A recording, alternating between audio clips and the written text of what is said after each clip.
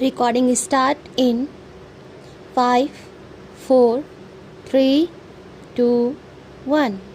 Start.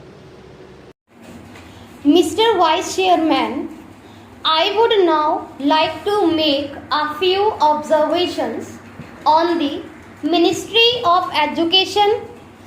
Education is basic to any national regeneration. It is true that it does not bring any return as our other project do, as for instance the steel project or the irrigation project do, but this is the investment that is designed to help building up of the human material. It is agreed that education has expanded after independence and during the planned periods, but it is a matter of concern that the content of education has not been equal to our expectations. Even today, we are engaged in experimenting with all types of education from the basic stage up to the university level. It is not clear, I presume, that the basic pattern of education, of which so much we said and written, is accepted as a success even today. Where do we stand with regard to the basic pattern?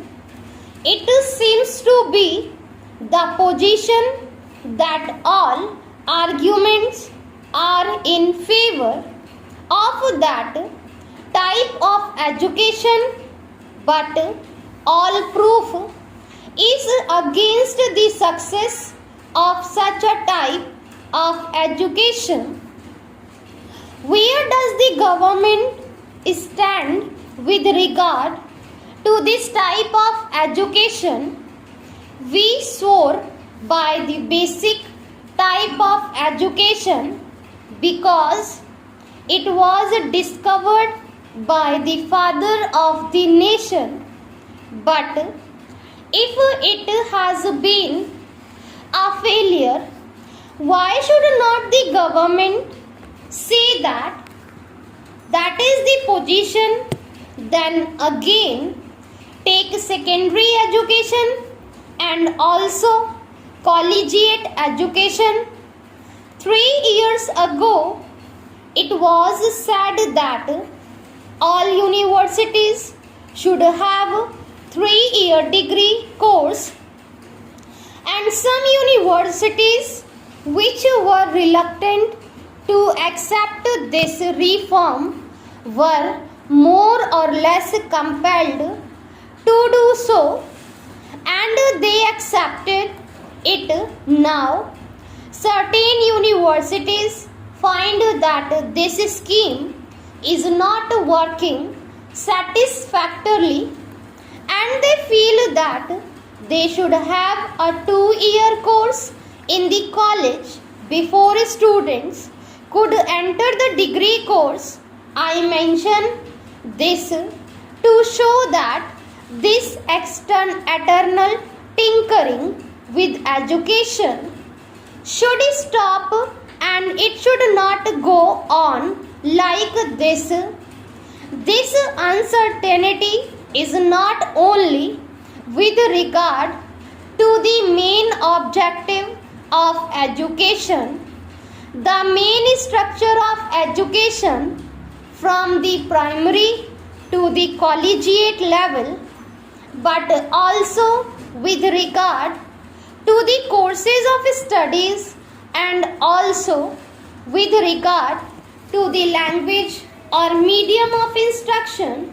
Mr. Chairman, up to the secondary stage, it has been accepted that the medium of instruction should be the regional languages, the national Integration Council, however, stated that if universities are to exchange professors, if they have to develop freely, then there should be the common medium of instruction, namely English and Hindi. Now, at the latest National Integration Council meeting, we are told that the medium of instruction in the colleges should also be the regional language ultimately, and if that comes to pass, I ask, how will national integration be achieved?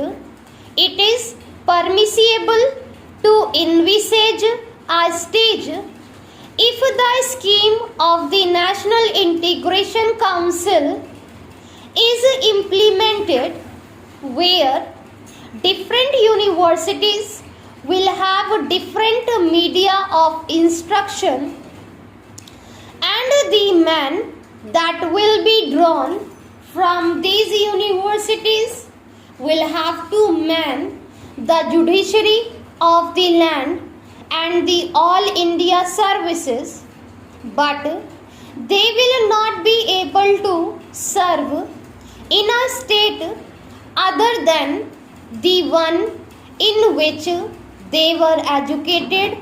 How can integration be achieved? We are working at cross purposes. It is time that a high power body was appointed to hammer out a national scheme of education having integration as the basic aim, and to implement it systematically. The present method of meddling at every stage of education, the present climate in which we are not clear about the medium of instruction at different stages, is causing concern to the parents, to the pupils, and weakening the country in the process. This is a major problem at this stage of the development of the country. Then, Mr. Vice Chairman, I would pass on the Ministry of Transport and Communications. According to this ministry, we are to build a system of national highways, provincial or state highways, an integrated system of communications from the village upwards, but the central government is concerned with the construction of national highways. It is good to have a fine system of national highways. It also serves as a physical link for integrating the nation.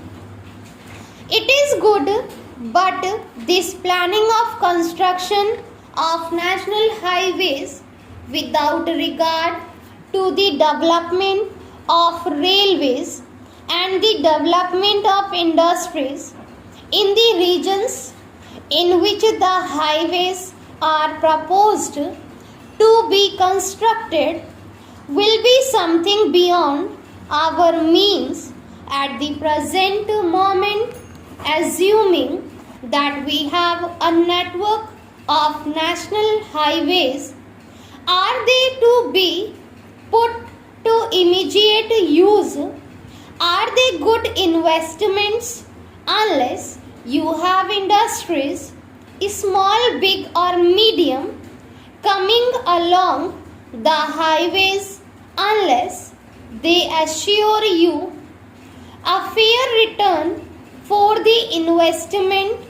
It is not desirable to have a system of highways for the sake of mere transport of passengers.